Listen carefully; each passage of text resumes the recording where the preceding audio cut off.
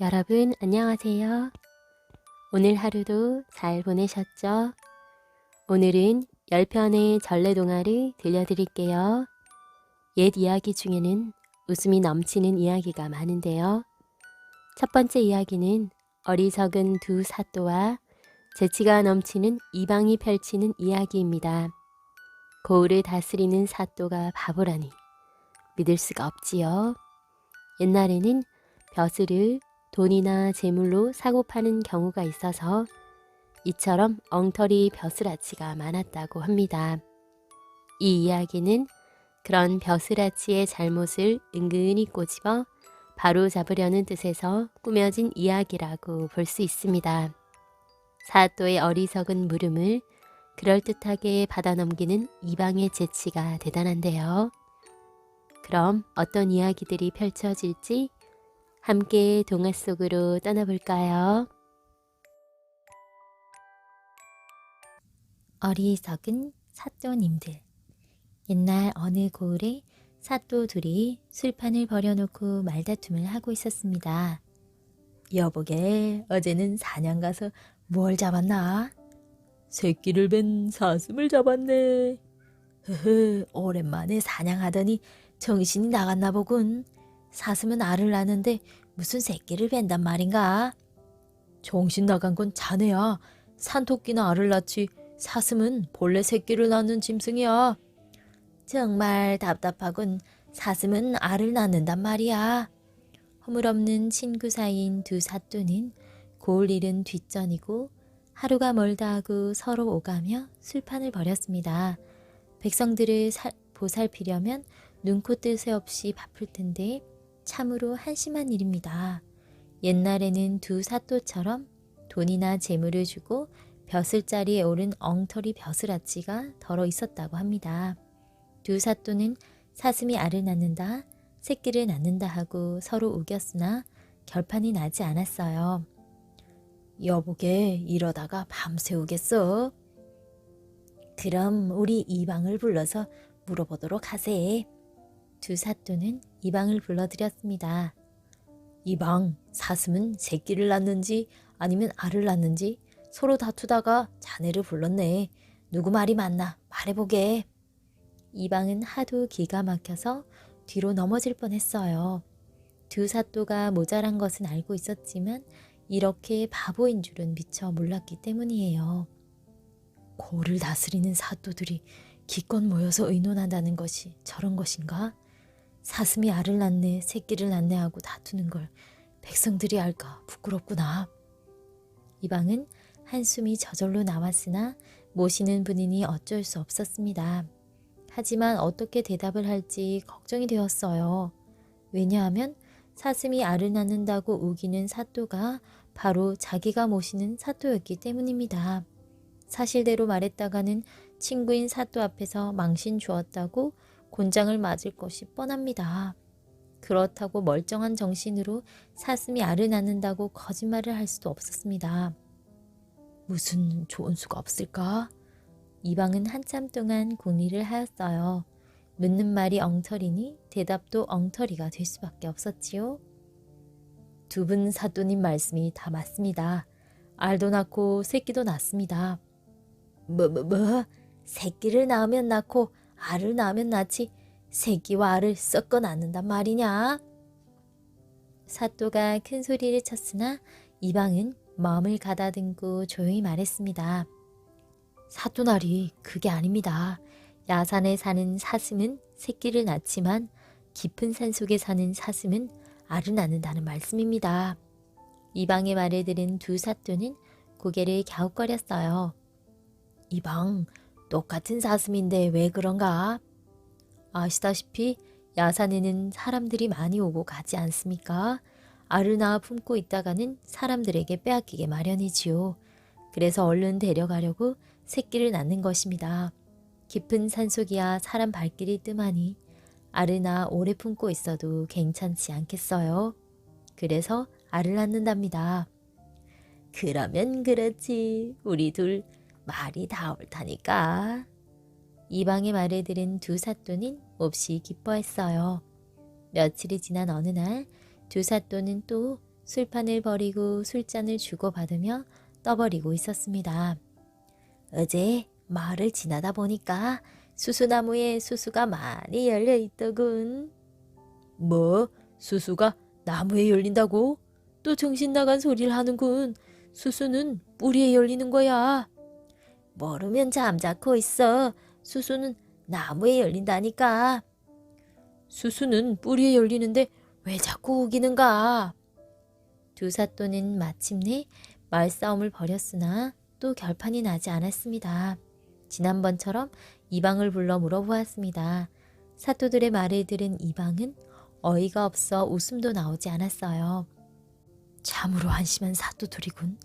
관복을 갖춰 입고 앉아서 나누는 이야기가 고작 수수가 나무와 뿌리 중 어디에 열리냐는 것이니 개나 소나 웃을 일이야. 그러나 이방으로서는 정답을 말해줘야만 합니다. 게다가 사또의 비위를 거스르는 말을 했다가는 돌아오는 것은 곤장뿐입니다. 이방은 또 얼렁뚱땅 넘어가는 수밖에 없었지요. 두 분 사또님의 말씀이 다 맞습니다. 수수는 나무에도 열리고 뿌리에도 열린답니다. 뭐 그런 대답이 어디 있는가? 나무면 나무, 뿌리면 뿌리라고 똑바로 말해야 되지 않는가? 예, 말씀드리지요.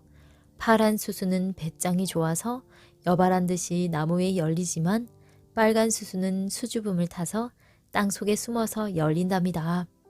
이방의 말에 두 사또는 고개를 끄덕였어요.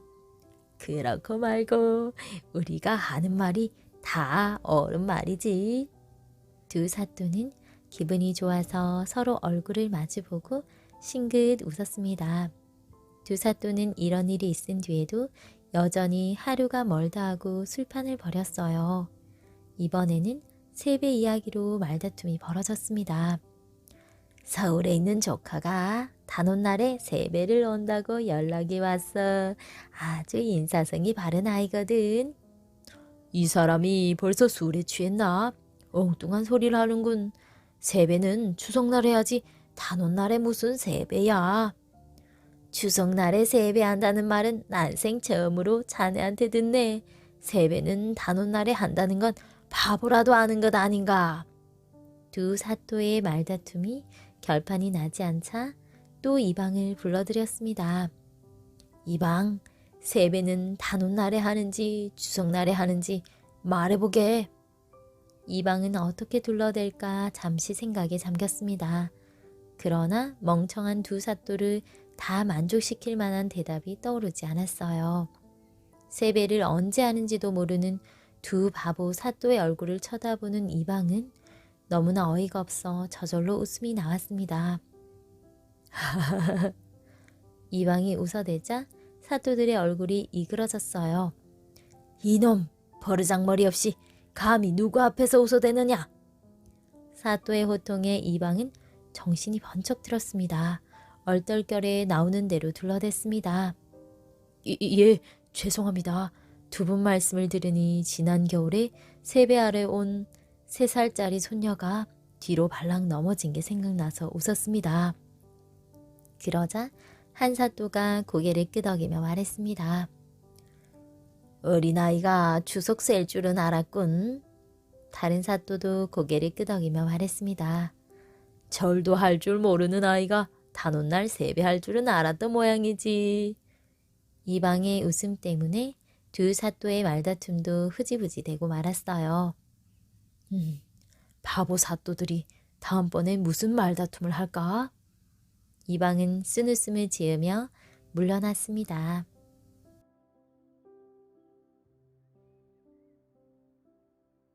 두꺼비와 천년 묵은 진해. 옛날 옛적 어느 마을에 한 처녀가 눈먼 아버지를 모시고 살았어요. 처녀는 남의 집 허드렛 일도 해주고 삭바느질도 하여 양식을 조금씩 얻어가지고 아버지와 함께 어렵사리 살아갔어요. 그런데 아버지는 자나깨나 딸 걱정이에요. 고생이 많아서 걱정이냐고요? 아니에요. 시집 보낼 걱정이냐고요? 그것도 아니에요. 무슨 걱정인고 하니 딸이 지네에게 잡아먹힐까봐 그게 걱정이에요. 이 마을에는 오래전부터 지네 사당이라는 것이 있었어요. 뒷산에 천년 묵은 지네가 사는데 이놈이 걸핏하면 심수를 내어 마을 사람들을 해치고 농사를 망쳐놓았어요. 그래서 마을 사람들이 제발 그러지 말라고 뒷산에 사당을 짓고 해마다 제사를 지내서 지네를 달래는 거지요. 그런데 제사를 지낼 때마다 처녀 한 사람씩을 지네에게 바쳐야 한단 말이에요. 사람으로서 못할 일이지만 그러지 않으면 더 많은 사람들이 죽게 될 테니 어떻게 해요? 해마다 마을 처녀들을 모아놓고 제비뽑기를 해서 처녀를 골라 지네에게 바치는 거예요. 그러니 눈먼 아버지는 행여 제 딸이 지네에게 제물로 바쳐질까 자나깨나 그게 걱정이었어요. 하루는 딸이 부엌에서 아침 밥상을 차리고 있는데 웬 두꺼비 한 마리가 엉금엉금 기어오더니 눈을 끔뻑끔뻑 하면서 쳐다보더래요. 두꺼봐, 배가 고파 밥을 얻어먹으러 왔니? 옛다, 한술 먹으려무나? 딸은 밥을 한술 떠서 두꺼비 앞에 떨어뜨려 주었어요. 그랬더니 두꺼비가 그 밥을 낼름 먹어치웠어요. 에그, 배가 몹시 고팠던 게로구나. 옛다, 한술 더 먹으렴. 딸은 제가 먹을 밥까지 두꺼비에게 주었어요. 그 뒤로부터 두꺼비는 밥 지을 때만 되면 부엌에 들어와서 밥을 얻어먹더래요. 그러다 보니 딸은 두꺼비한테 아주 정이 듬뿍 들었어요. 하루라도 두꺼비가 보이지 않으면 걱정이 되고 허전도 하고 이렇게 되었단 말이지요.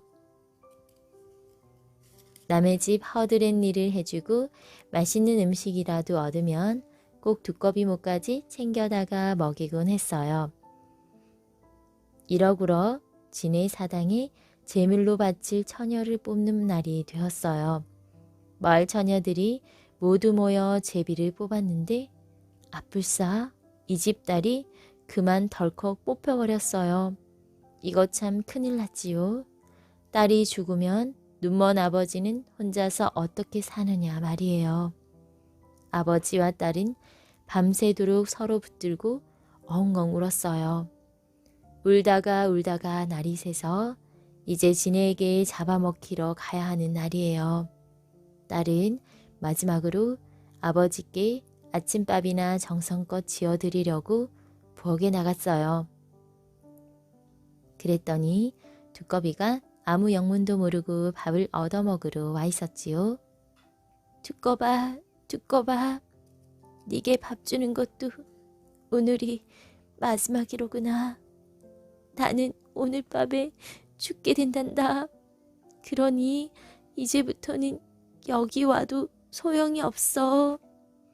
그랬더니 두꺼비가 그 말을 알아들었는지 주는 밥도 안 먹고 눈물만 뚝뚝 흘리고 있었지요.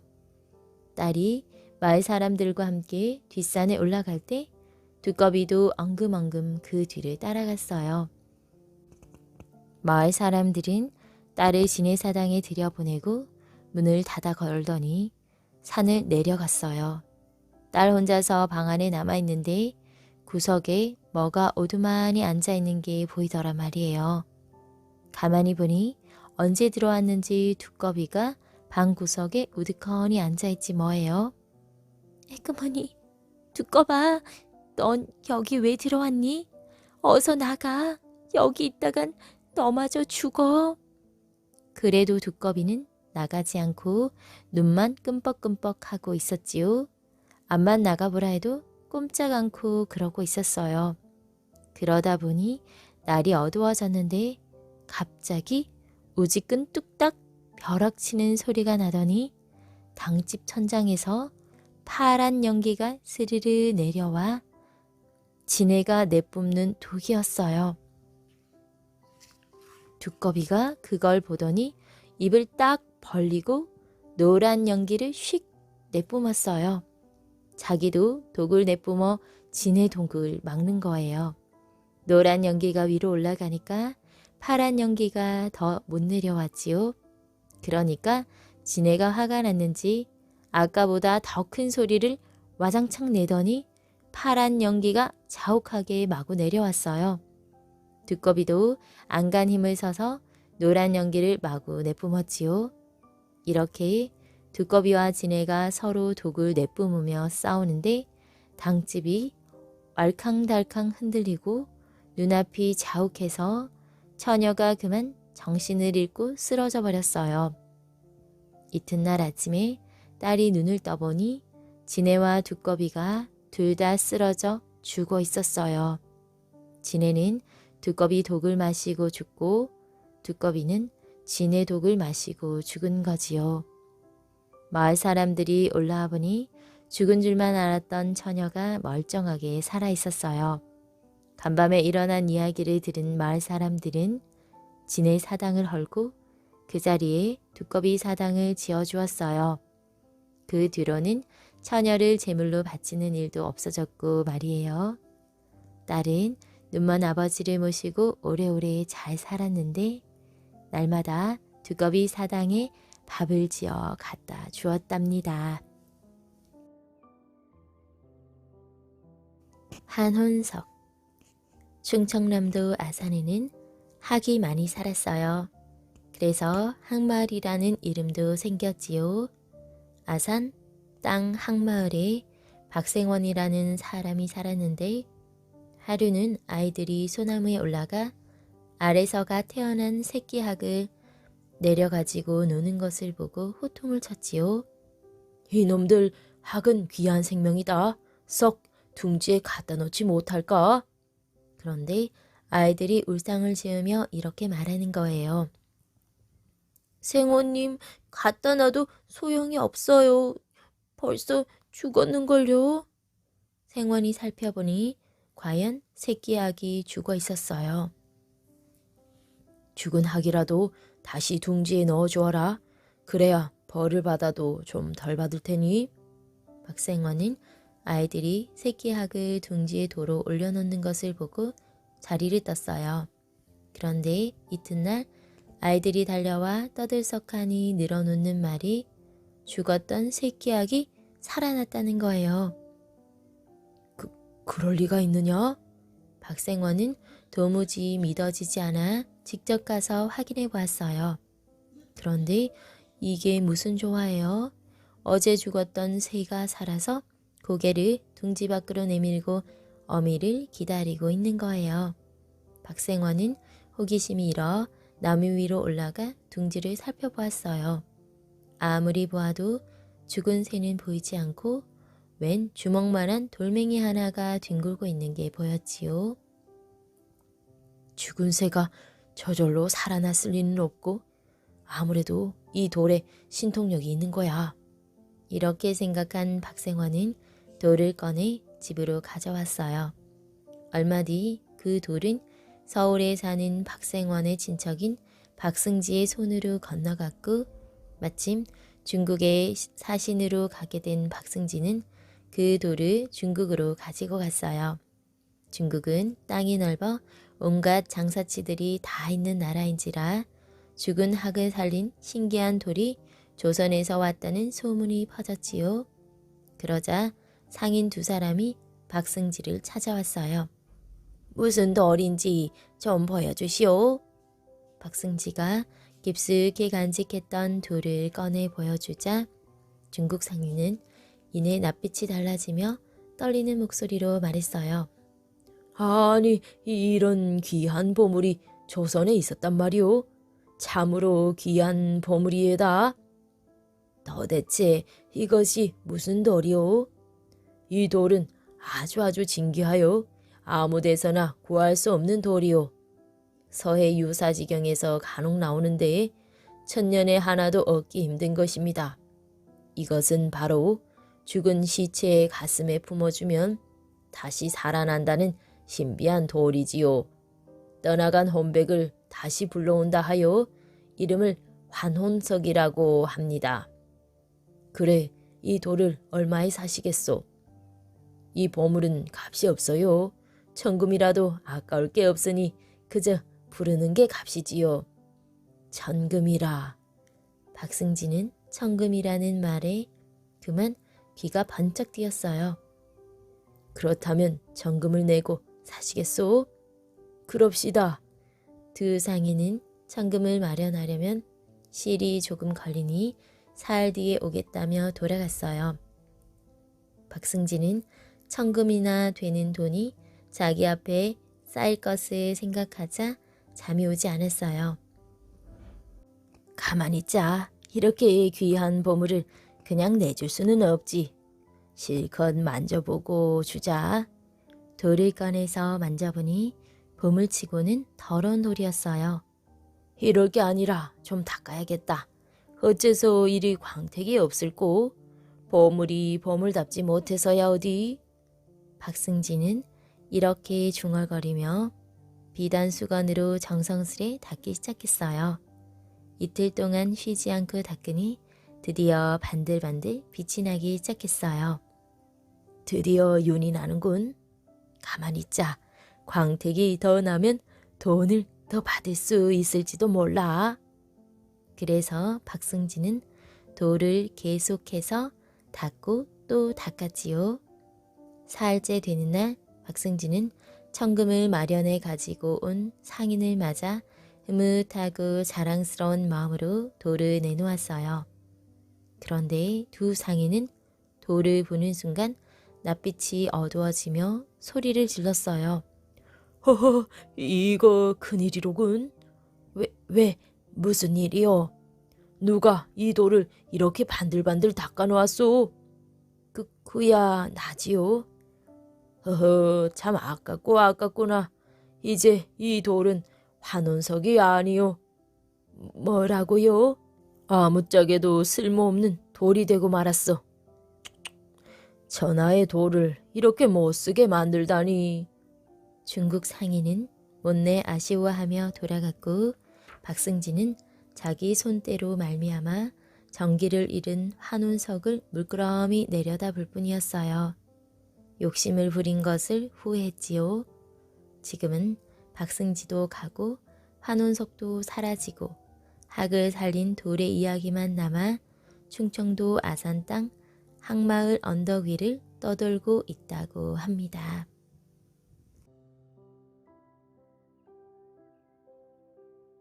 씨 뿌리는 강아지. 옛날 어느 곳에 형제가 살았어요. 형은 부자로 잘 살면서도 욕심이 많았어요.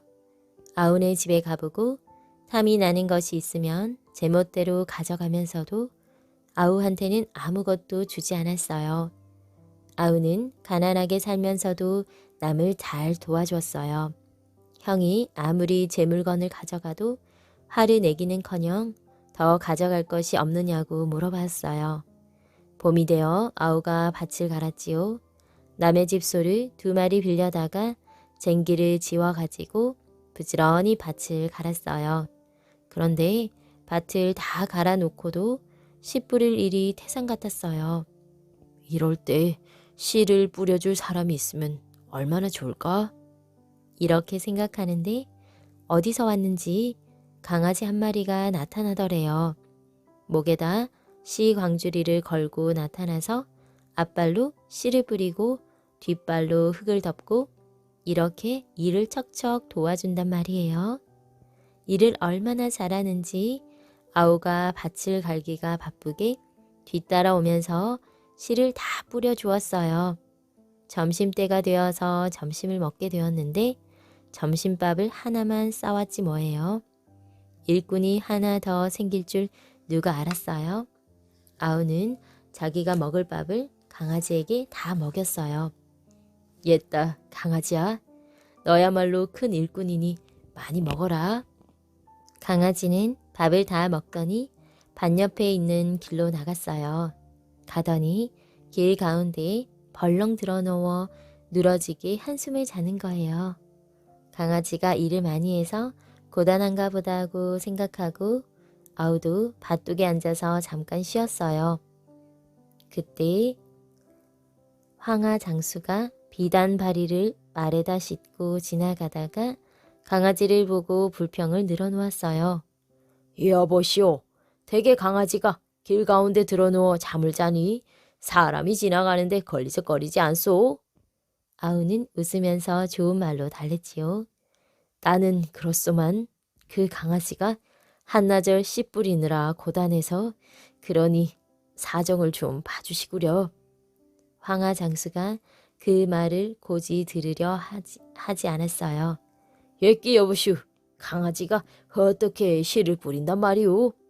그런 거짓말이랑 저승가서나 하시오. 글쎄, 나도 믿기지 않소만 한나절 내내 우리 밭에서 씨를 뿌린 걸 내 눈으로 똑똑히 본 다음에야 어떡하겠소? 그래도 황하 장수는 믿을 수 없었던지 내기를 하자고 그랬지요. 그 말이 정말이라면 내가 가지고 있는 비단을 다 주리다. 그 대신 거짓이면 대개 소 2마리를 주시오. 그게 소원이라면 그러시오. 아우가 일어나 밭을 갈기 시작하니까 강아지가 발딱 일어나더니 씨 강주리를 목에 걸고 밭으로 쪼르르 달려왔지요. 그리고는 앞발로 씨를 뿌리고 뒷발로 흙을 덮고 아주 부지런을 떨면서 일을 한단 말이에요. 보고 있던 황하 장수는 입을 딱 벌리고 그 모양을 보고만 있었지요. 어떻소? 이제야 믿겠소? 그거 참 신기한 강아지로군. 약속한 대로 비단을 다 주리다. 그럴 것 없소. 누군들 강아지가 씨 뿌린다는 말을 고지 듣겠소. 어서 가던 길이나 가시구려. 그 뒤로도 지나는 사람마다 그 모습을 보고 신기한 강아지라고 입이 닳도록 칭찬을 했지요. 그러다 보니 소문이 짜하게 퍼졌어요. 욕심쟁이 형이 소문을 듣고 달려왔어요. 달려와서는 이 어리석은 놈아. 그래, 그 신기한 강아지를 공짜로 구경시킨단 말이냐? 하고 펄펄 뛰더니 그 강아지는 내가 좀 빌려가야겠다. 하고 강아지를 데리고 가버리지 뭐예요. 형은 자기 집 소 2마리를 끌고 강아지를 데리고 가서 밭을 갈았어요. 형이 소를 몰고 밭을 가는 동안 강아지는 앞발로 씨를 뿌리고 뒷발로 흙을 덮고 일을 아주 잘했어요. 그런데 점심때가 되자 형은 싸가지고 온 점심밥을 혼자서 다 먹어버리고 강아지에게는 밥알 하나도 주지 않았어요. 강아지는 쫄쫄 굶고 있다가 길 가운데로 가서 들어 누웠지요. 형은 옳았구나 하고 사람이 지나가기만을 기다렸어요. 마침 소금 장수가 소금을 한 짐 지고 지나가는 것을 보고 형이 대뜸 불러 세웠어요. 여보시오, 길 가운데 들어누운 강아지가 어떤 강아지인 줄 아시오?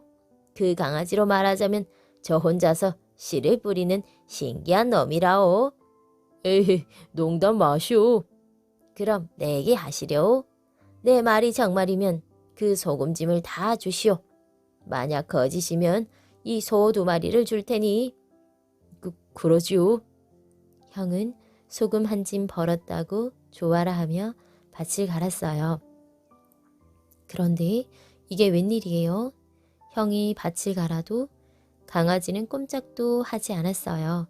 밥을 못 먹어서 기운이 빠졌는지 아무리 불러도 못 들은 채 하고 잠만 자지 뭐예요. 그래서 형은 소 2마리를 잃고 말았어요.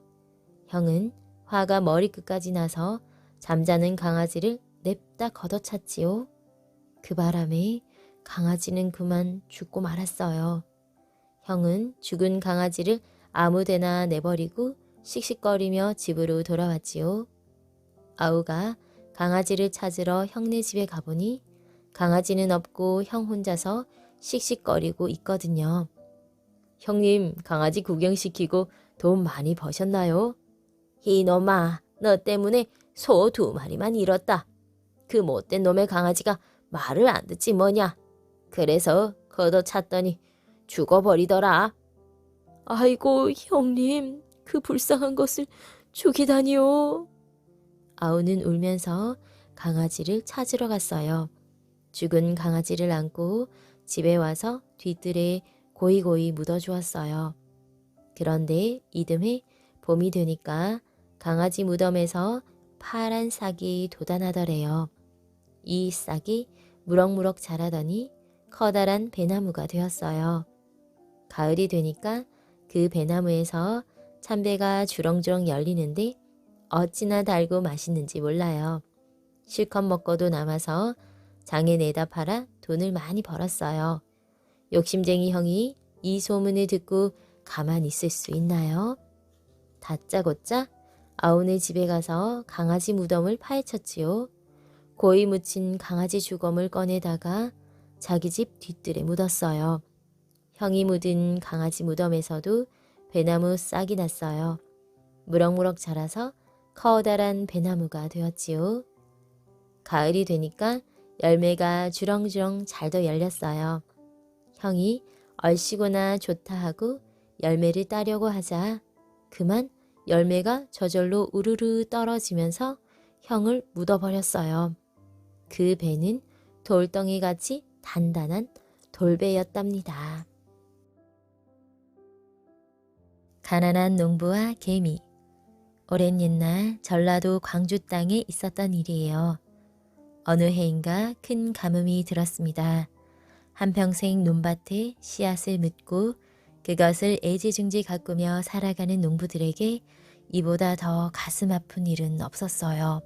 그렇지만 관가에서는 방죽 하나 사지 않고 허구한 날 술판을 벌이거나 사냥으로 세월을 보냈어요. 마을 사람들은 날마다 쨍쨍한 하늘만 쳐다보며 가슴을 쥐어 뜯었어요. 곡식이 타다 못해 사람 가슴마저 다 타구나. 정말 큰일 났소. 만나는 사람마다 이것이 인사였어요. 그러던 어느 날 기다리고 기다리던 비가 내리기 시작했습니다. 그것도 며칠을 앞두고 억수로 퍼붓는 장마비였어요. 비에 굶주린 마을 사람들은 너도 나도 나와 물구경을 나섰어요. 산기슭에서 게딱지 같은 초가 지붕을 이고 사는 오서방도 거세게 물결치며 흘러내리는 강가로 나왔어요. 얼마나 목이 타게 기다리던 비였겠습니까? 으스머린 눈길로 강물을 바라보던 오서방은 두 눈이 휘둥그레졌어요. 낡은 베개 같기도 하고 썩은 다래끼 같기도 한 것이 흙탕물에 둥둥 떠내려오고 있었어요. 자세히 눈여겨보니 낡은 베개도 썩은 다래끼도 아니었습니다. 뜻밖에도 그것은 큼직한 개미 둥지였어요. 수만 마리의 개미들이 살아보겠다고 둥지 위에 기어올라 어물쩍거리고 있었어요. 가엾기도 해라. 저것들도 살아있는 목숨인데. 오서방은 불쌍한 생각이 들어 개미 둥지를 조심스레 건져서 마른 땅을 골라 옮겨주었어요. 어서 마음 놓고 여기다 새 살림을 펴라. 오서방은 새까맣게 모여들어 오글거리는 개미들을 바라보자 기쁘기 그지없었어요. 다음 날부터 비는 먹고 햇빛이 쟁글쟁글 내리쬐었어요. 단비를 흠뻑 먹은 곡식들은 푸른 잎을 번들거리며 살랑살랑 춤을 추었어요. 그러던 어느 새벽이었습니다. 아침밥을 지으려고 밖으로 나갔던 아내가 급히 뛰어들어오며 소리 질렀어요. 여보, 어서 일어나 밖을 내다봐요. 웬 쌀이 마당 한가운데 무득이 쌓여 있어요. 쌀이라고? 그런 거짓말은 하지도 마오. 오서방은 아내의 말을 고지 듣지 않았어요. 쌀 한 줌이 없어 풀뿌리로 겨우 끼니를 이어가는 형편인데 그렇게 많은 쌀을 누가 가져다 주었겠습니까? 오서방은 아내의 말을 들은 채도 하지 않았어요. 그러자 아내는 안타까워 남편의 팔을 잡아 끌었지요. 할 수 없이 밖을 내다보던 오서방은 놀라지 않을 수 없었어요. 웬 세상에 이게 웬 쌀이야? 한 썸을 되겠는걸? 오서방은 집신을 질질 끌면서 밖으로 나왔어요. 참 모를 일이었어요. 쌀을 갖다 놓을 사람도 없지만 썰사 있다 해도 저렇게 마당에다 마구 쏟아 놓을 사람이 어디 있겠어요? 오서방과 아내는 선뜻 쌀에 손을 댈 수가 없어서 잠시 망설이며 서 있었어요. 분명 이것은 남의 쌀인데 잘못 건드렸다가는 망신을 당할 수도 있다고 생각했던 것입니다. 그렇다고 맨 땅에 있는 쌀을 그대로 둘 수도 없어 가마니에 담아서 남들이 다 보는 토방에 올려놓았습니다. 임자가 보면 찾아갈 수 있게 하기 위해서였지요. 그런데 참 이상한 일이었어요. 다음 날도 또 그 다음 날도 마당에는 쌀더미가 계속 쌓였어요. 하지만 쌀 임자는 좀처럼 나타나지 않았습니다. 도대체 누가 쌀을 갖다 놓는 걸까? 오서방과 아내는 밤새도록 문구멍으로 내다보았으나 사람이라고는 그림자도 나타나지 않았어요. 이런 일이 몇 해를 두고 계속되자 오서방네는 그 고장에서 으뜸가는 부자가 되었어요. 어느 해 봄이었습니다. 골 관가에서는 큰 소동이 일어났어요. 의창의 쌀이 한 톨도 남지 않고 모두 없어진 것입니다. 의창에는 빈 가마니만 차곡차곡 쌓여 있었어요. 의창지기는 쌀을 도둑 맞은 죄로 옥에 갇혔지요. 한편 관가에서는 쌀을 훔쳐간 도둑놈을 잡으려고 온 고을을 이잡듯 뒤졌어요. 그러나 쌀을 누가 가져갔는지 전혀 알 길이 없었지요. 마을마다 돌아다니며 집을 뒤지던 군졸들은 가난하던 오서방이 갑자기 부자가 되었다는 말을 들었습니다. 군졸들은 오서방네 집으로 우르르 몰려가 곳간문을 열어 제꼈어요. 곳간에 쌀이 가득 찬 것을 본 군졸들은 다짜고짜로 오서방을 관가에 끌어다가 따졌어요. 이놈, 의창에 쌀을 훔쳤지. 바른 대로 말하지 않으면 목을 치겠다. 저는 그런 짓을 한 적이 없습니다. 형리는 죽도록 매를 안기고 나서 소리쳤어요. 그럼 어떻게 이렇게 벼락부자가 됐느냐? 오서방은 쌀이 생기게 된 사연을 사실대로 말했으나 아무도 고지 듣지 않았어요.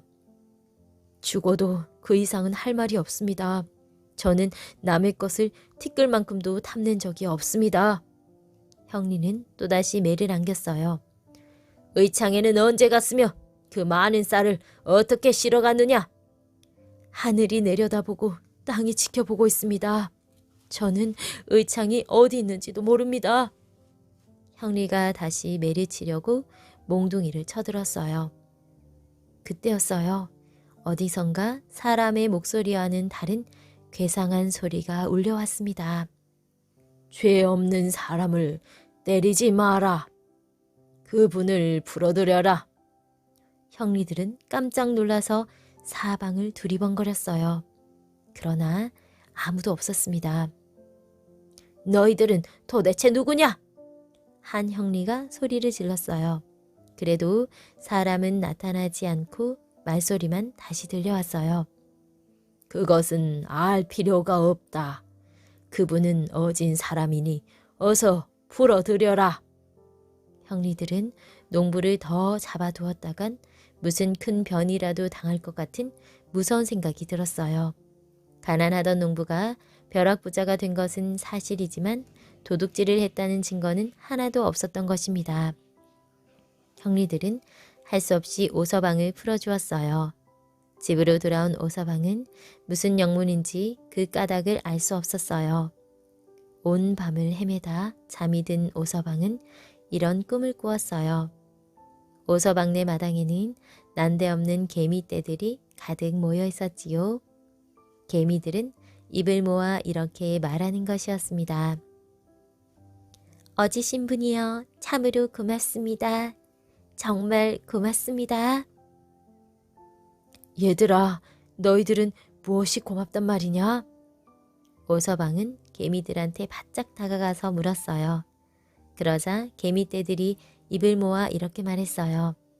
저희들은 몇 해 전 큰 비가 왔을 때 흙탕물에 떠내려가던 개미들입니다.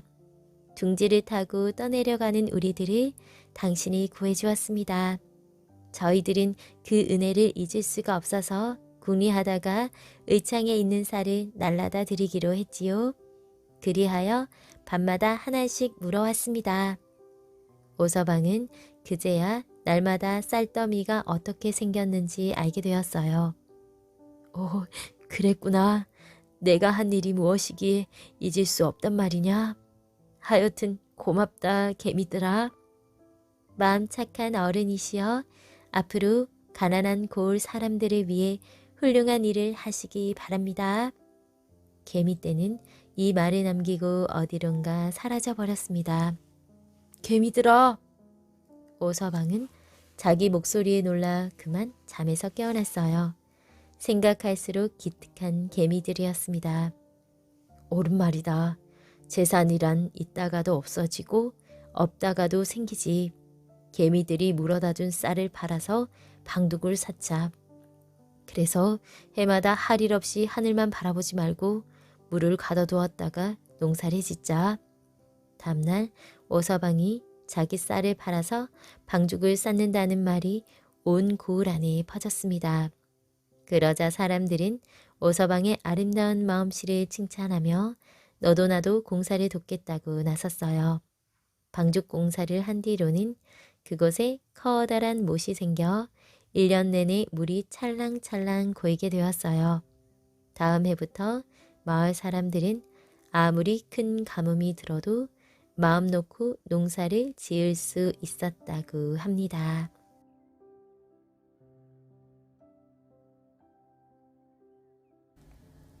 이왕 죽을 바에야. 어느 마을에 큰 부자 대감이 있었어요. 이 부자에겐 값비싸고 진귀한 물건들이 많았는데 그 중에도 2개의 술병을 가장 소중히 여겼어요. 하나는 하기 하늘을 나는 그림이 그려진 술병인데 부자는 이 술병에 약주를 담아 술을 마시는 것을 기쁨으로 여겼어요. 다른 하나는 신선이 호랑이를 타고 절벽이를 나는 그림이 그려진 술병인데 부자는 이 술병을 아주 귀하게 여겨 쓰지 않고 깊숙이 보관해 두었어요. 이 술병들은 이 세상에 둘도 없는 것이니 깨트리는 자는 죽음을 면치 못할 것이니라. 부자는 이 2개의 술병을 자기 아내와 한 영리한 하녀에게만 다루도록 하였어요. 그러던 어느 날 하녀가 부엌에서 술병을 닦고 있는데 갑자기 생쥐 한 마리가 다리 위로 쪼르르 기어 올라왔어요. 에그머니나! 쨍그랑! 깜짝 놀란 하녀는 펄쩍 뛰다가 그만 들고 있던 술병을 떨어뜨려 깨트리고 말았어요. 아이고, 이를 어째?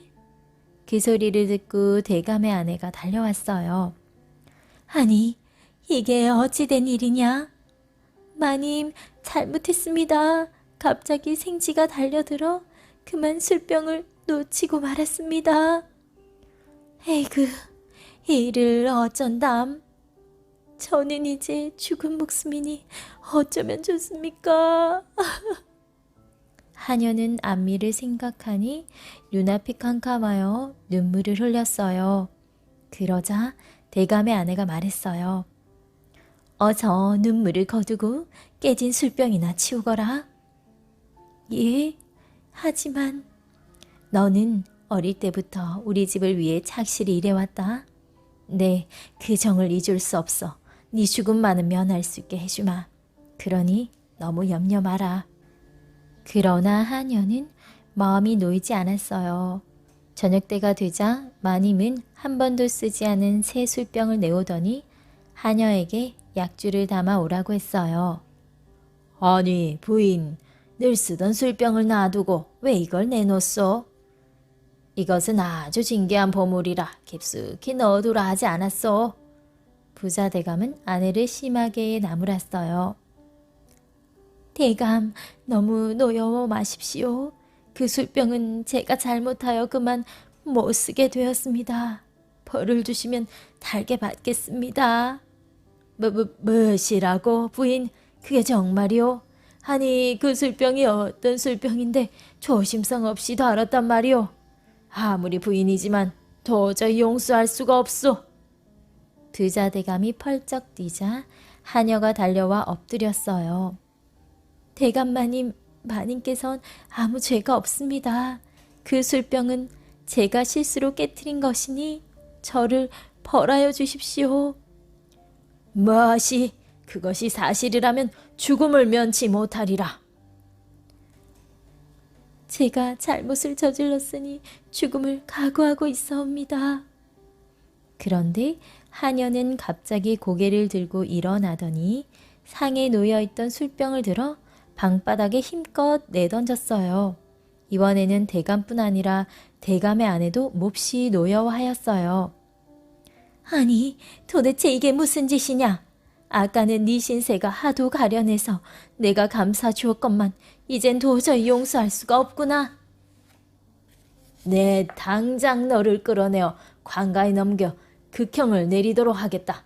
여봐라, 밖에 아무도 없느냐? 부자 대감은 하녀를 관가에 넘겼어요. 다음날 아침 재판이 열리게 되었어요. 너는 어젯밤에 왜 다른 술병을 또 깨뜨렸느냐? 사또나리, 그건 제가 일부러 그랬습니다. 무엇이 한낱 종의 신분으로 감히 대감의 값비싼 술병을 일부러 깨뜨렸단 말이냐? 사또나리, 저는 술병을 한 개 깨뜨려 어차피 죽을 몸이 되었사옵니다. 이왕 죽게 된다면 술병을 한 개 깨나 두 개 깨나 마찬가지 아니옵니까? 무엇이 정말 당돌하기 짝이 없구나. 사또나리, 조금만 더 들여주십시오. 만약 두 번째 술병을 그냥 둔다면 뒷날 다른 사람이 깨어 또 아까운 목숨이 하나 더 달아나게 될 것 아닙니까? 그래서 그 목숨을 구하려고 제가 미리 깨트린 것입니다. 그제야 사또는 고개를 끄덕였어요. 대감, 저 하녀가 말하는 것을 들으셨습니까? 배우지 못한 하녀이지만 그 속이 얼마나 깊고 넓습니까? 저 종의 마음씨를 기특하게 여겨 죽음만은 면해주려고 합니다. 그러나 지은 죄가 있으니 며칠만 감옥에 있게 하려고 하는데 어떠신지요? 부자 대감은 귀중한 술병을 두 개나 잃은 것이 서운했지만 어쩔 수가 없었어요. 술병이 아무리 값비싸다 한들 어찌 사람의 목숨과 비교할 수가 있겠습니까? 그저 부끄러울 따름입니다. 부자 대감은 간청하여 하녀를 풀어주게 하였고 종의 신분에서도 벗어나게 해주었답니다.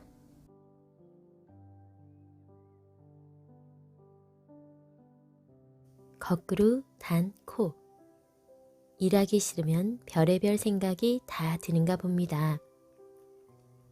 옛날 어느 마을에 빼돌이라는 아이가 있었는데 빼돌이가 한 번은 이런 생각을 했어요. 일하지 않고 살아갈 수는 없을까? 그러다가 드디어 빼돌이는 엄살을 부려 힘든 일을 피해보자는 생각을 하게 되었어요. 그래서 아버지와 어머니가 김매러 가자고 하면 벌렁 드러누워 배가 아프다며 꾀병을 했지요. 아버지 어머니는 마음이 착한 분이어서 정말 그렇겠거니 하고 생각했어요. 빼돌이는 아버지 어머니를 감쪽같이 속이고 날마다 하는 일 없이 낮잠만 잤지요. 정말 아픈 것처럼 이불까지 뒤집어 쓰고 말입니다. 이불을 뒤집어 쓰니 숨쉬기가 몹시 불편했어요. 젠장, 콧구멍은 왜 눈 밑에 달렸을까? 굴뚝처럼 위로 향하면 숨쉬기가 쉬울 텐데. 빼돌이는 한참 투덜대다가 또 그럴듯한 생각을 해냈어요. 소원을 들어주는 할아버지한테 찾아가 보자는 것이었지요. 마을 막다른 곳에는 소원을 들어주는 할아버지가 살고 있었어요. 빼돌이는 벌떡 일어나 그 할아버지한테 찾아갔지요. 할아버지, 제 소원을 하나 들어주세요. 빼돌이는 다짜고짜 할아버지에게 졸라댔어요. 무슨 소원 말이냐? 콧구멍이 눈 밑에 달려있어 숨쉬기가 어려워요. 굴뚝처럼 위로 가게 해주세요. 허허, 그 녀석.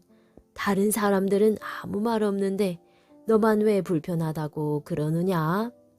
소원을 들어주는 할아버지가 물었어요. 나는 다른 사람과는 달리 이불을 뒤집어 쓰고 자는 버릇이 있어서 그래요. 그렇다면 버릇을 고쳐야지 콧구멍을 고쳐 달면 되겠느냐? 아니에요. 제 버릇은 고치기 어려워요.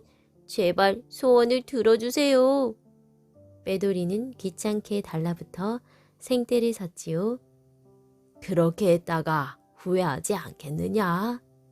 할아버지가 물었어요. 후회하다니요?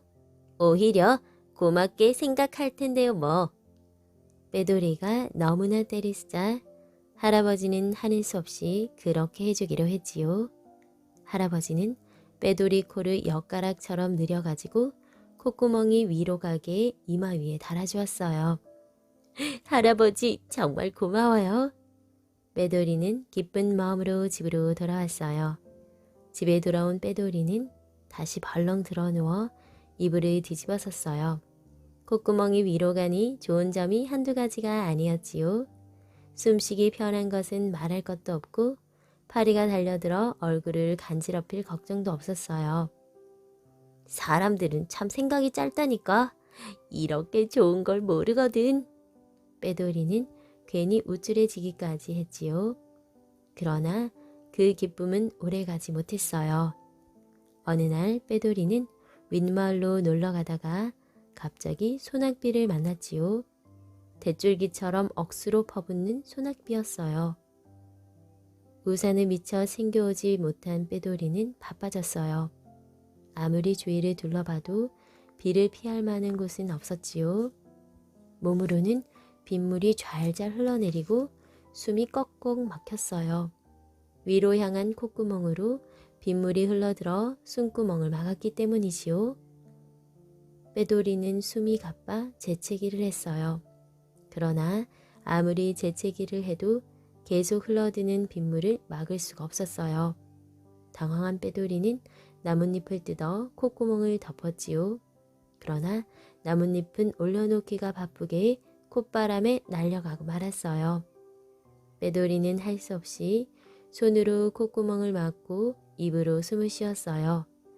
입을 하 벌렸더니 이번엔 입으로 빗물이 줄줄 흘러들었어요. 이러지도 저러지도 못하게 된 빼돌이는 다급해졌지요. 빼돌이는 한동안 허둥거리다가 또 그럴듯한 생각을 해냈어요. 머리를 밑으로 숙이고 걸어보자는 것이었지요. 빼돌이는 머리를 낮게 숙이고 짐승처럼 벌렁벌렁 4발 걸음을 했어요. 숨쉬기는 좀 쉬운 듯 했지요. 그런데 이번에는 고개를 숙이니 앞을 볼 수가 없었어요. 빼돌이는 밑을 내려다보면서 앞으로 엉금엉금 기어갔지요. 빼돌이는 나무에 부딪히기도 하고 시궁창에 빠지기도 했어요. 그러다 보니 온몸이 사람인지 짐승인지 분간할 수조차 없게 되었지요. 빼돌이는 부끄러운 줄도 모르고 그냥 엉금엉금 기어갔어요. 그러다가 이번에는 앞에서 마주오는 사람과 딱 맞부딪히고 말았지요. 미쿠! 빼돌이는 그 자리에 벌렁 나자빠지면서 마주오던 사람을 바라보았어요. 그 사람은 빼돌이의 소원을 들어준 할아버지였지요. 짐승이 귀여우나 했더니 너였구나. 할아버지가 웃음을 지었어요. 빼돌이는 눈만 껌뻑이며 아무 말도 못했지요. 자기가 해달라고 졸라서 한 노릇이니 무슨 할 말이 있겠습니까? 글쎄 이럴 줄 알았다니까. 바로 살 생각은 하지 않고 허튼 생각만 했으니 봉변을 당할 수밖에. 할아버지는 혀를 끌끌 차면서 빼돌이의 손을 잡아 일으켜 주었어요. 그러자 빼돌이의 콧구멍으로 다시 빗물이 흘러들었지요. 할아버지, 내 코를 전처럼 바로 잡아주세요. 빼돌이는 할아버지 옷자락에 매달리면서 애원했어요. 할아버지는 손가락으로 코를 집어 다시 밑으로 가게 해주었지요. 그러고 나서 다짐을 받듯 물었어요. 다시는 코를 거꾸로 달겠다고 생떼 쓰지는 않겠지. 다시는 그러지 않겠어요. 그리고 이제부터는 열심히 일하며 바로 살아가겠어요. 빼돌이는 할아버지하고 단단히 약속했어요. 그래, 그래. 바로 살 생각을 해야 참다운 사람이 되는 법이다. 할아버지가 머리를 끄덕이며 깨우쳐 주었지요. 빼돌이는 할아버지의 말을 가슴 깊이 새겨듣고 그 뒤부터는 아버지 어머니를 도와 부지런히 일하면서 참답게 살았다고 합니다.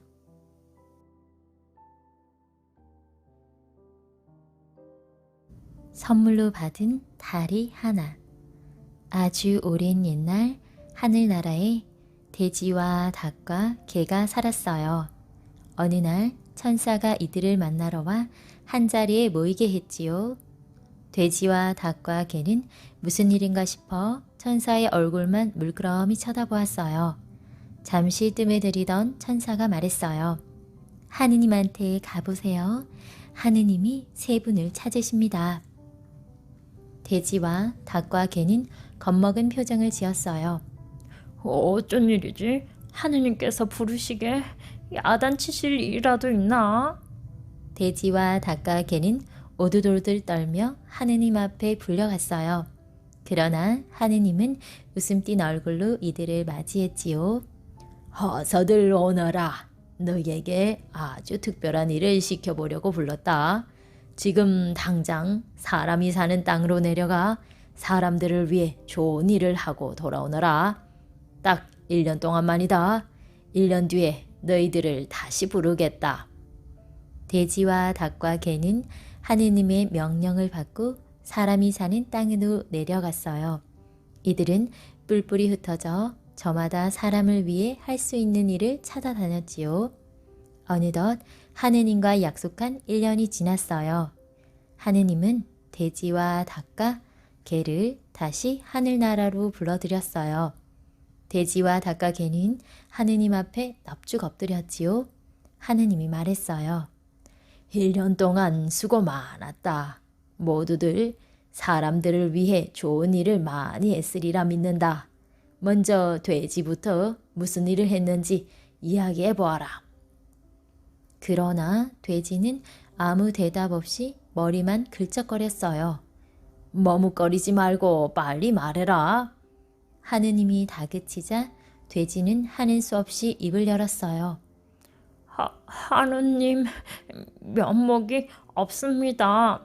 저는 사람들을 위해 한 일이 없습니다. 그저 사람의 집에 붙어 살면서 사람들이 주는 밥이나 얻어먹고 지냈습니다. 정말 죄송합니다. 하느님은 돼지의 말을 듣고 벌컥 화를 냈어요. 저런 뻔뻔스러운 사람들을 위해 좋은 일을 하라고 보냈더니 오히려 사람들에게 신세만 지고 왔구나. 일은 안 하고 먹고 자기만 하더니 피둥피둥 살만 쪘구나. 내 말을 듣지 않은 죄가 크도다. 따끔한 맛을 보아라. 하느님은 그 자리에서 벌을 내렸어요. 칼로 돼지의 코를 베어버린 것입니다. 돼지는 그만 코가 납작해져 버렸어요. 하느님은 다음으로 닭에게 물었어요. 너는 무슨 일을 하였느냐? 예, 저는 사람들에게 시간을 알려주었습니다. 시간을 알려주다니 어떤 식으로 말이냐? 예, 날마다 비가 오나 눈이 오나 꼭두 새벽에 일어나 꼭요 하고 외쳤습니다. 날이 밝았으니 빨리 일터로 나가 일하라고 사람들에게 가르쳐 준 것입니다. 제가 이 일을 하고부터 늦잠 자는 사람이 없어졌습니다. 닭의 말을 듣고 하느님은 고개를 끄덕였어요. 오, 네가 착한 일을 했구나. 잘했다. 너에겐 특별히 상을 내리겠노라. 이리 가까이 오너라. 예, 하느님. 닭은 하느님에게 바싹 다가갔어요. 하느님은 닭의 머리에 톱니처럼 생긴 붉은 볕을 달아주었어요. 다음은 개의 차례였지요. 하느님은 주저없이 개에게 물었어요. 네가 한 일을 자세히 말해보아라. 예, 하느님. 개는 고개를 들고 차분한 목소리로 말했어요. 저는 사람들이 사는 집을 밤마다 지켜주었습니다. 언제 도둑이 들어 물건을 훔쳐갈지 모르기 때문에 한숨도 자지 않고 밤을 꼬박 밝혔습니다. 그래서 도둑들은 사람의 집에 한 발자국도 들여놓지 못했습니다. 그 시간에 사람들은 무엇을 하기에 네가 집을 지키느냐? 예, 잠을 잡니다. 사람들은 제가 오고부터는 단잠을 이루게 되었다고 매우 기뻐했습니다. 개의 말을 듣고 하느님은 활짝 웃었어요. 너도 사람들을 위해 좋은 일을 했구나. 잘했다. 충성스러운 개야. 너에게도 상을 내리겠노라. 이리 가까이 오너라. 예, 하느님. 개는 뒤뚱뒤뚱 하느님에게 다가갔어요. 개는 다리가 3개였어요. 그래서 걷기도 힘든 형편이었지요. 하느님은 개에게 상으로 다리 하나를 마저 붙여주었어요. 그러자 이제는 아주 편하게 걸을 수 있었습니다. 걸을 뿐 아니라 뛰어다닐 수도 있게 되었으니까요. 개는 기쁨의 눈물을 흘렸지요. 하느님, 감사합니다. 하느님께서 주신 이 귀한 선물을 소중히 간직하겠습니다. 이렇게 마음속으로 다짐한 개는 그 뒤부터 오줌을 눌 때에는 반드시 하느님으로부터 받은 다리를 들었답니다. 왜냐고요? 귀한 다리에 더러운 오줌이 묻으면 안 되니까요.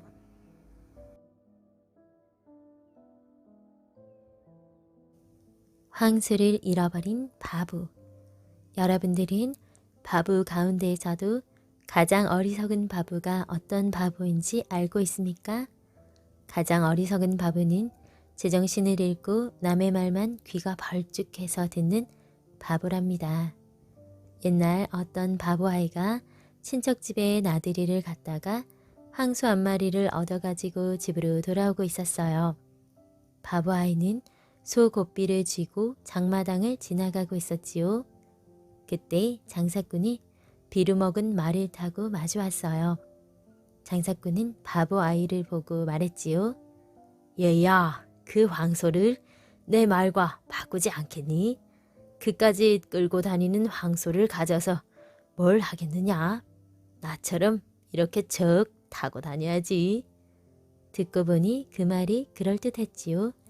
그래서 바보 아이는 얼른 황소를 주고 말을 가졌어요. 말을 탄 바보 아이는 거들먹거리며 달려갔어요. 얼마쯤 달려가니 이번에는 당나귀를 탄 장사꾼이 마주왔어요. 장사꾼은 바보 아이 보고 말했지요. 얘야, 네 말을 내 당나귀와 바꾸지 않겠니? 그 말은 비루먹은 말이어서 얼마 살지 못할 게다. 그러나 이 당나귀는 아직 젊은 놈이어서 잘만 돌봐주면 오래오래 살 게다. 그래, 어떠냐? 바꾸겠니? 안 바꾸겠니? 듣고 보니 그 말도 그럴듯했어요. 그래서 바보 아이는 얼른 말을 주고 당나귀를 가졌지요. 당나귀를 탄 바보 아이는 끄덕거리며 달려갔어요. 얼마쯤 달려가니 이번에는 염소 고삐를 진 장사꾼이 마주왔어요. 장사꾼은 바보 아이 보고 말했어요.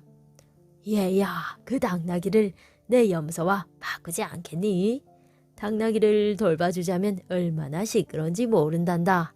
아침 저녁으로 여물을 쑤어주고 게다가 자주 온몸을 씻어줘야 하지.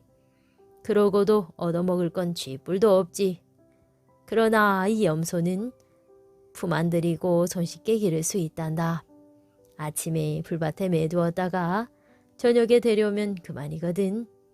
그러고도 날마다 달디단 젖을 배불리 짜먹을 수 있단 말이야. 그래, 바꾸겠니? 안 바꾸겠니? 듣고 보니 그 말도 그럴듯했어요. 그래서 바보 아이는 얼른 당나귀를 주고 염소를 가졌지요. 염소 고삐를 진 바보 아이는 낑낑거리며 걸어갔어요. 얼마쯤 걸어가니 이번에는 달걀 꾸러미를 든 장사꾼이 마주왔어요. 장사꾼은 바보 아이 보고 말했지요. 얘야, 그 염소를 이 달걀 5알과 바꾸지 않겠니? 내라, 미치긴 해도 5알을 덧붙여서 한 꾸러미 다 주지. 어떤 사람들은 염소를 손쉽게 기를 수 있다고 하지만 그건 모르고 하는 소리란다. 너도 생각 좀 해봐라. 풀밭이 1년 내내 있다더냐? 눈보라치는 동지 섣달에는 뭘 먹이겠니? 그런데다가 염소란 놈은 추위를 잘 타는 짐승이어서 까딱하면 얼어 죽기 쉽단다. 그러나 이 달걀은 앉은 자리에서 많은 이득을 볼 수 있지. 씨암탉에 안겨 알을 까면 10마리야 병아리가 나오지. 그 10마리의 병아리가 자라서 또 알을 낳고 또 알을 까면 또 병아리가 나오고, 그러니 얼마나 좋으냐. 그래, 바꾸겠니 안 바꾸겠니? 듣고 보니 그 말도 그럴듯했지요.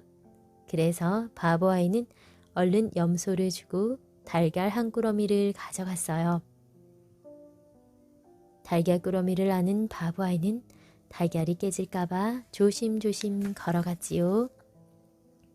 얼마쯤 걸어가니 이번에는 보찜을 진 장사꾼이 마주왔어요. 장사꾼은 바보 아이 보고 말했지요. 얘야, 그 달걀을 이 바늘하고 바꾸지 않겠니? 넌 마치 무슨 큰 보물을 가지고 가긴 하는 듯이 달걀을 조심스레 안고 가는구나. 그렇게 가서야 언제 집에 가겠니? 넌 알을 까서 큰 부자가 될 꿈을 꾸나 본데 참 어리석기도 하지. 알을 까기도 쉽지 않거니와 병아리는 먹지 않고 큰다더냐. 그 많은 모이를 어디서 구해다 주겠느냐. 그러나 이 바늘로 말하면 깨질 근심도 없고 모이줄 걱정도 없지. 잃어버리지만 않으면 너희 어머니가 꼬부랑 할머니가 될 때까지 드거드거 쓸 게다.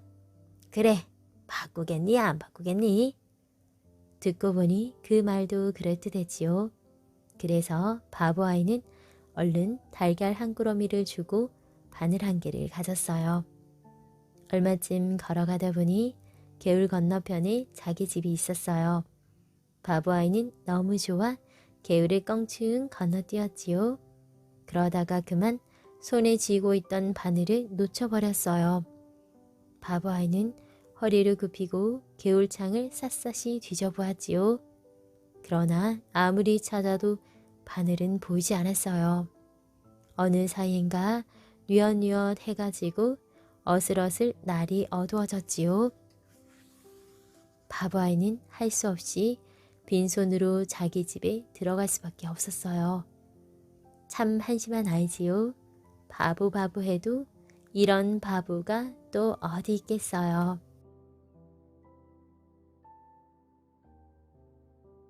한밤에 찾아온 거지.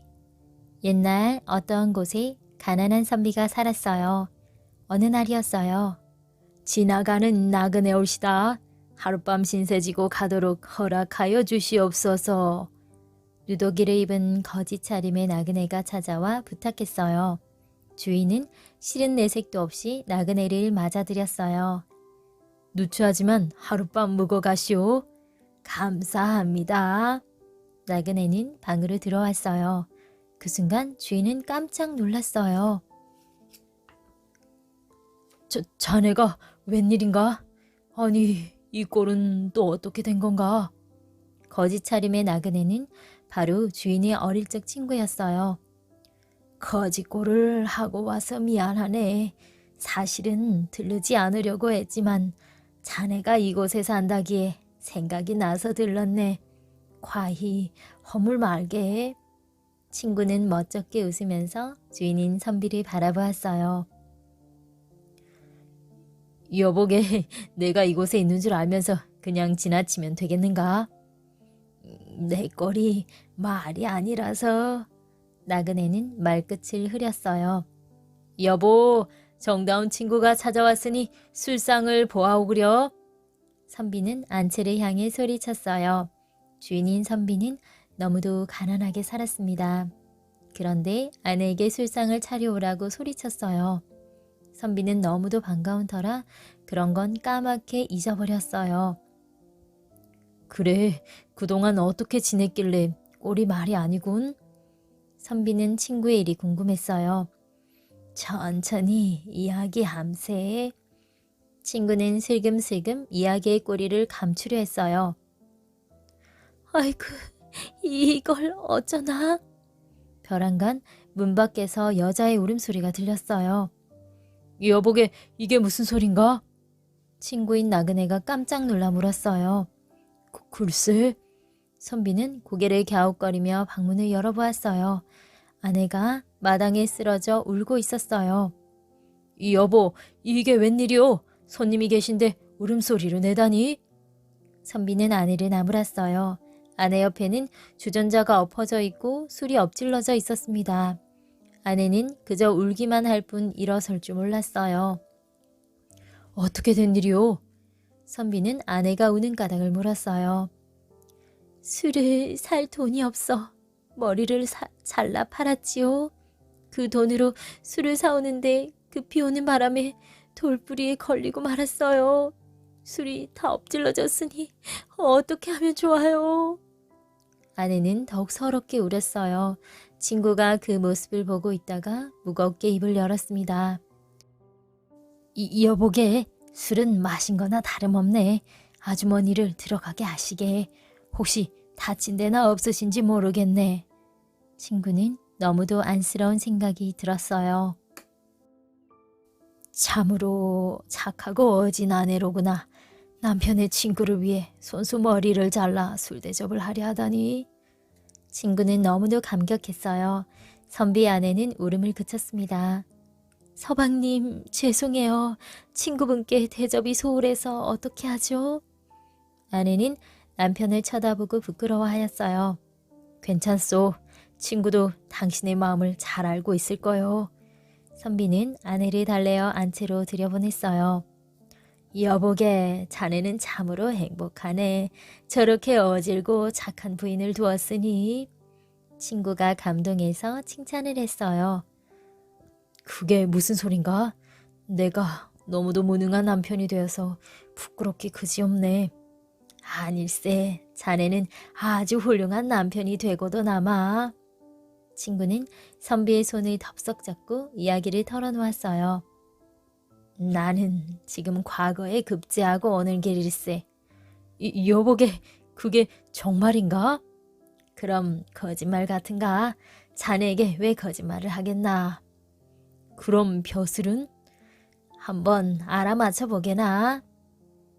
그럼 암행어사? 친구는 고개를 끄덕였어요. 반가우이, 정말 축하하네. 선비는 자기가 급제한 것보다 더 기뻐하였어요. 이렇게 거짓골을 하고 찾아온 것은 다 뜻이 있어서네. 알겠네. 나를 시험해 보기 위해서지? 그렇지? 선비는 기쁨을 감추지 못하며 농담을 했어요. 그렇다네. 거짓골을 한 나를 정말로 반겨주려나 하고 찾아왔지. 예끼 이 사람. 아무렴 내가 자네를 문전박대할까봐. 나는 겉모습을 보고 친구를 사귀지 않네. 자네는 정말 나를 잘못 보았네. 정말 섭섭하이. 선비가 일부러 눈을 흘기면서 웃었어요. 미안하이. 잠깐 자네를 속인 것을 사과하네.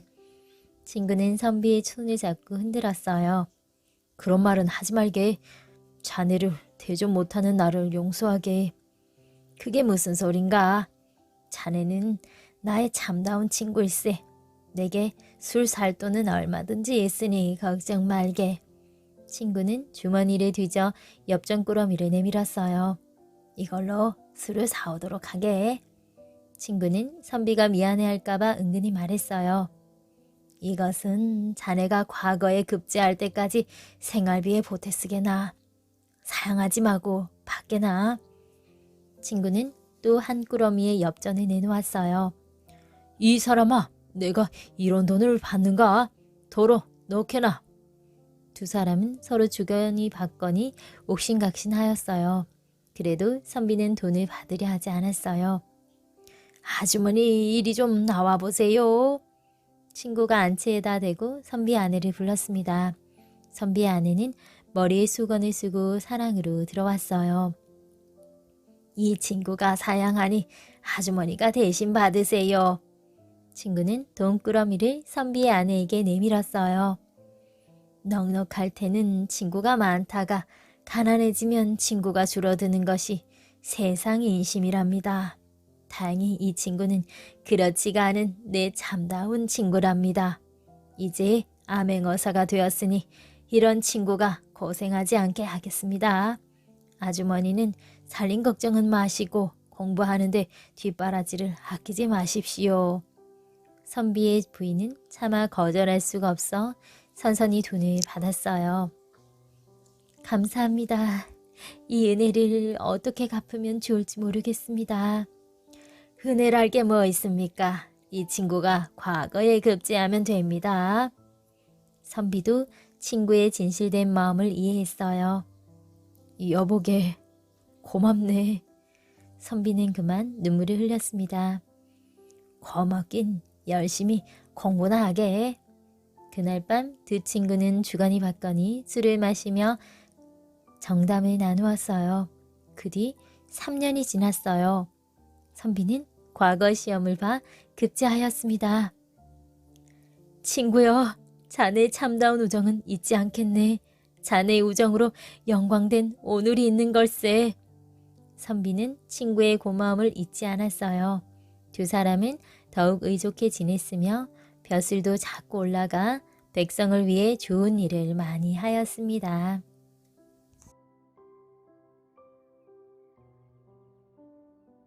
오늘도 동화를 들어주셔서 감사합니다. 이 이야기들 속에 착한 사람에게는 결국 복이 돌아가고 욕심을 부리면 그 욕심에 따른 대가를 치르게 된다는 교훈을 얻을 수 있었는데요. 저도 선한 마음으로 타인을 배려하는 사람이 되도록 노력해야겠습니다.